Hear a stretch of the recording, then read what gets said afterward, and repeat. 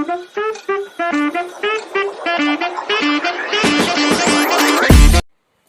Friends, welcome back my YouTube channel Devi Acharya success point. और आप सब कैसे हैं? जैसा कि मैं आज वीडियो लेके आई हूँ JCERT का क्लास 8 हिंदी का, जो मैं कुछ दिन पहले भी इसका पार्ट 6 का यानी लेसन 6 का मैं क्वेश्चन आंसर प्लस मैं इसकी स्टोरी बता चुकी थी। तो आज मैं लेसन 7 करूँगी। इसका स्टोरी मैं अपने शब्दों में बता दूंगी, जो बहुत सरल भाषा में होगी, और मैं इसका क्वेश्चन आंसर भी दूसरे दिन करवा दूंगी। तो इसी तरह मैं एक एक लेसन करवाते जाऊंगी जो आपके लिए हेल्पफुल होगा। तो चलिए बिना देर करते हुए वीडियो को शुरू करते हैं। तो पहले जो लेसन 7 है उसमें एक कविता है, डायन एक अंधविश्वास। तो मैं पहले इस कविता को पढ़ लेती हूँ, उसके बाद ही मैं इसे सरल शब्दों में समझा दूंगी। तो कविता शुरू करती हूँ। इनके कवि हैं डॉक्टर दीनानाथ सिंह। गांव के पूर्व बांसों की झुरमुट के बीच बनी एक कुटिया, उसमें रहती है एक बुढ़िया। वो विधवा है, निपुती है, जवानी में मर गए थे उसके पति। तब गोद का बालक मरा था, रह गई वह अकेली, कोई नहीं उसकी सहेली। वह थी एक मजदूर की औरत, करने लगी मजदूरी, यही थी उसकी मजबूरी। थक गया तन मन, झुक गए नयन, कमर हो गई टेढ़ी, टूट गए दांत, पक गए बाल, चिपट गए काल, वह बन गई कंकाल। तो ये जो परिचय, इन पंक्तियों में कवि कहते हैं कि वो एक डायन के बारे यहाँ चर्चा कर रहे हैं। इस गांव में एक ऐसी विधवा मजदूर विधवा है जिसके पति कुछ दिन पहले ही मर चुके हैं, और वो विधवा हो गई है, उसका बेटा भी मर चुका है। तो वो इस गांव के सहारे उस गांव में है, लेकिन जबकि वो उनका एज हो गया है, वो बूढ़ी हो गई है, तो वो उनके बाल पक गए हैं, उनके दांत टूट गए हैं, उनका शरीर कंकाल जैसा हो गया है। तो वो एक किस्म की, मतलब गांव में एक होता है ना कि अगर एजेड इंसान अगर देखा जाए और बाल पके हुए, कंकाल शरीर और दांत टूटे हुए, तो हर कोई अंधविश्वास के दुनिया में इतना जीता है कि उसको कुछ नाम दे देता है। तो उनको तो वही इस बुढ़िया को भी यहाँ पे एक डायन के नाम से संबोधित किया जा रहा है। फिर आगे कविता है। डरने लगे बच्चे, वह मांगने लगी भीख, देखकर हट जाते थे लोग। 75 बरस की हो गई थी वह, चलने फिरने में लाचार, नहीं कर पाती थी मजदूरी, मगर बाहर निकलने की मजबूरी। गांव की औरतें रहती थी चौकन्नी, दूर से फेंकती थी अठन्नी। वह देखो डायन आ रही है, भाग चलो दूसरे रास्ते से। मोहन के बेटे को इसी ने मारा था, सोहन की गाय भी मर गई, किसी को किसी तरह का होता था रोग, सब उसे ही देते हैं थे दोष। इसका इतिहास दोहराते थे, उसने पति को मारा, पुत्र को मारा। फैली है कई कहानियां उसके बारे में, जितने मुंह उतनी बात सामने आने पर, मगर लोग जोड़ते हैं हाथ और तुरंत ही अपना मुंह मोड़ते हैं।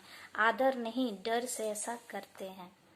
इन पंक्तियों में कवि कहते हैं कि बच्चे तो डरने लगे हैं उसको देख के, क्योंकि वो भीख मांगती थी। वो तो मजदूरी कर नहीं सकती थी क्योंकि उनका एज हो गया था, वो काफी बूढ़ी हो गई थी, वो 75 बरस की हो गई थी। मैंने यहाँ पे उनका एज भी बताया गया, वो 75 बरस की हो गई थी।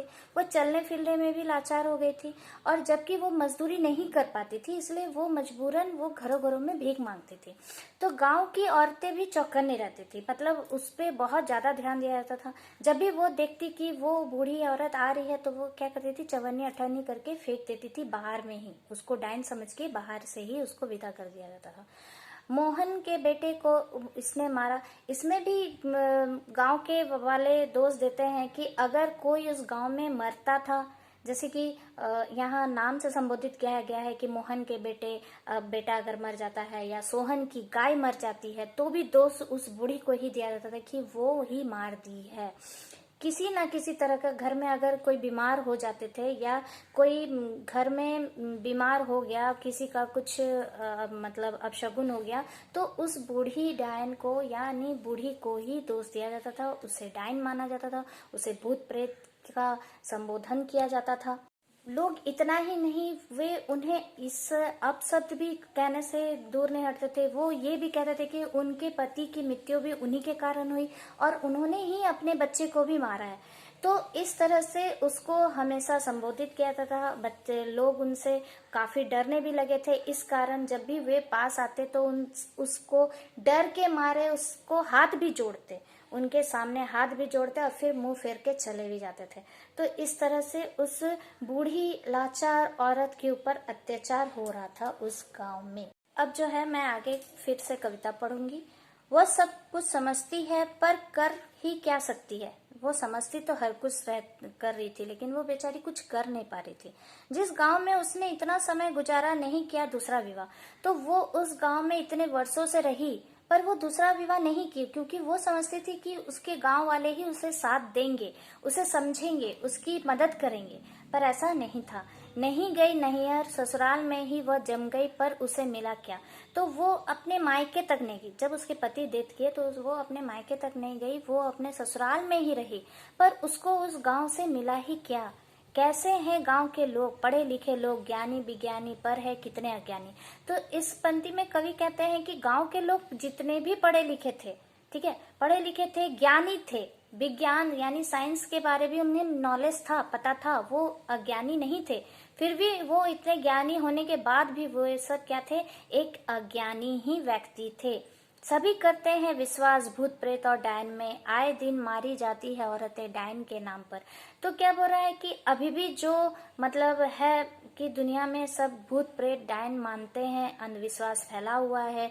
इतने पढ़े लिखे इंसान होने के बावजूद भी अज्ञानी से भरे हुए हैं। ये सब अभी तक खत्म नहीं हुआ है, ठीक है। आगे पढ़ते हैं कविता। डायन के नाम पर उन्हें निवस्त्र किया जाता है अपमानित, कभी आग में जिंदा जलाया जाता है। तो कहते हैं कि डायन के नाम पे उन्हें बहुत तरह तरह के उनके ऊपर जुल्म किए जाते हैं। उनको कभी निवस्त्र घुमाया जाता है पूरे गांव में, तो कभी उन्हें आग में, जलती हुई आग में उन्हें धकेला जाता है, जला दिया जाता है डायन के नाम से कि वो डायन है।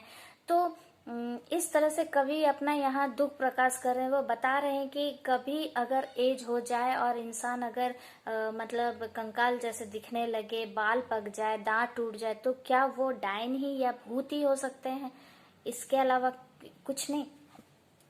आगे कवि कहते हैं, आश्चर्य 21वीं सदी की इस सोच को, आश्चर्य कब आएगा परिवर्तन। एक औरत है डायन, वह डायन नहीं एक औरत है।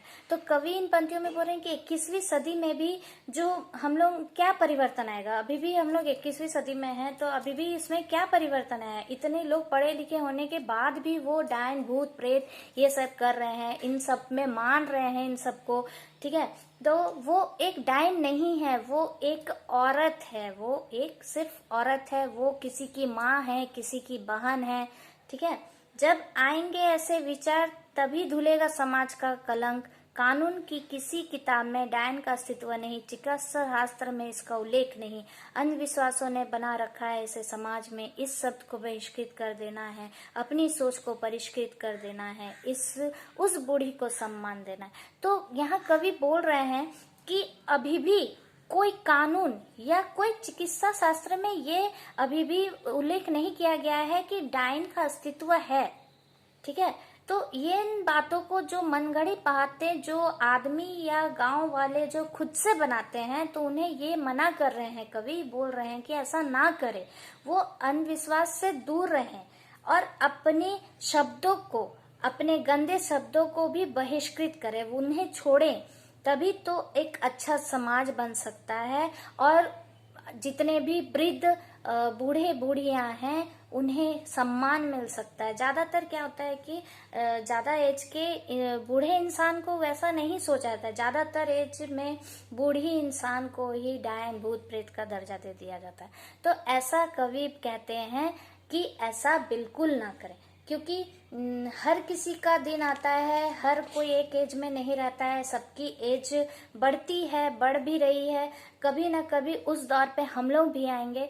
तो वैसा नहीं करना है जैसा कि कवि कह रहे हैं कि दूसरों को डायन समझ के और उस पे एक लांछन लगा के संसार में रहना, ये गंदी बात है। एक बूढ़ी औरत को भी सम्मान दे, वो भी किसी की माँ है, किसी की बहन है, वो एक औरत है। तो कवि दीनानाथ सिंह ये इन कविताओं में डायन के ऊपर ही उल्लेख करते हुए इस बात को अच्छी तरह से समझा रहे हैं कि हम लोग 21वीं सदी में जी रहे हैं। 21वीं सदी में जीने के साथ साथ हमारे अभी युग में जो इतने सब पढ़े लिखे हैं, तो थोड़ा सा सोच विचार करके ही आगे कदम उठाएं। तो जैसा कि आप देख रहे हैं दोस्तों, मैंने लेसन 7 का कविता को अच्छी तरह से पढ़ के उससे हिंदी में अच्छी तरह से अनुवाद करके मैंने आपको समझा दिया है। अब आपको दिक्कत नहीं होगी। अब मैं अगले वीडियो में इसका क्वेश्चन आंसर लेके आऊंगी, ताकि आपको क्वेश्चन आंसर में भी सुविधा हो जाए और आप मेरे साथ जुड़े रहें। इसीलिए इसी तरह मैं अपना वीडियो और सारा लेते आऊंगी। मेरे वीडियो कैसा लगा ये आप जरूर मुझे कमेंट बॉक्स में कमेंट करें, और मेरे वीडियो को लाइक, सब्सक्राइब, शेयर करना ना भूलें। मुझे आपके सपोर्ट की बहुत ज़रूरत है। तब तक के लिए धन्यवाद।